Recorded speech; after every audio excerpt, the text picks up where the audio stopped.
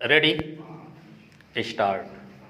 चुनाव आयोग ने घरेलू प्रवासी मतदाताओं के लिए रिमोट इलेक्ट्रॉनिक वोटिंग मशीन विकसित कर एक अच्छी पहल की है। ऐसी किसी पहल की आवश्यकता इसलिए थी क्योंकि एक बड़ी संख्या में लोग काम धंधे के सिलसिले में अपने घरों से बाहर रहने लगे हैं।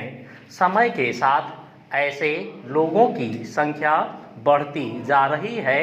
ऐसे करोड़ों लोग अपने मताधिकार का उपयोग नहीं कर पाते क्योंकि सैकड़ों किलोमीटर की यात्रा करके अपने गांव घर वोट डालने जाना कभी भी सुविधाजनक नहीं होता। एक अनुमान के अनुसार लगभग 30 करोड़ मतदाता वोट करने से वंचित रह जाते हैं।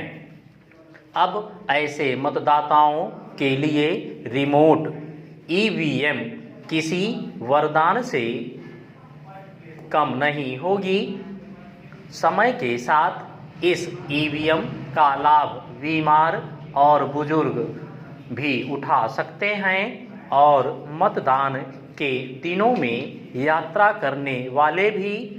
इससे मतदान में उन सब लोगों की हिस्सेदारी बढ़ेगी जो वोट डालने की इच्छा रखते हुए भी ऐसा नहीं कर पाते।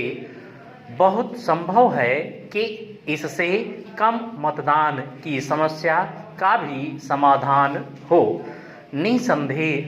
निसंदेह रिमोट ईवीएम को लेकर आम लोगों की प्रतिक्रिया उत्साहजनक होनी चाहिए। देखना यह है कि इस ईवीएम पर राजनीतिक दल अपनी कैसी और क्या प्रतिक्रिया व्यक्त करते हैं।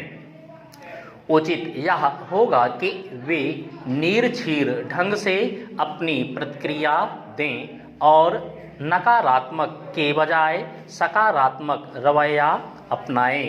यह अपेक्षा इसलिए क्योंकि कुछ राजनीतिक दल ईवीएम को लेकर सवाल उठाने के आदी रहे हैं। यह अच्छा है कि उनकी यह आदत हाल के हिमाचल और गुजरात विधानसभा चुनावों के दौरान देखने को नहीं मिली। रिमोट ईवीएम का अस्तित्व में आना चुनाव सुधार की दिशा में एक मील का पत्थर है।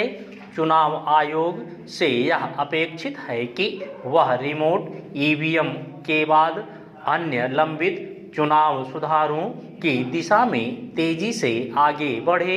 ये सुधार न केवल मतदान में अधिकाधिक लोगों की भागीदारी बढ़ाने वाले होने चाहिए बल्कि अनुचित साधनों का इस्तेमाल रोकने और साथ ही राजनीति के अपराधीकरण पर अंकुश लगाने वाले भी। इसकी अनदेखी नहीं की जानी चाहिए कि तमाम उपायों के बाद भी चुनावों में अनुचित साधनों का इस्तेमाल बढ़ता जा रहा है। लोगों को प्रलोभन देकर और अब तो सीधे सीधे रुपए बांटकर लोगों के वोट हासिल करने की कोशिश होने लगी है। आपराधिक छवि वालों को चुनाव लड़ने से रोकना भी चुनाव आयोग की प्राथमिकता में होना चाहिए। हालांकि चुनाव आयोग एक लंबे समय से इसके लिए कोशिश कर रहा है लेकिन वह इसलिए सफल नहीं हो पा रहा है क्योंकि राजनीतिक दल उसके सुझावों को अपनाने के लिए तैयार नहीं। राजनीतिक दलों के आगे चुनाव आयोग की इसलिए नहीं चल पा रही है क्योंकि उसके पास पर्याप्त अधिकार नहीं। उचित यह होगा कि इस मामले में सुप्रीम कोर्ट चुनाव आयोग की सहायता करे और उसे जरूरी अधिकारियों से लैस करने की आवश्यकता को समझे।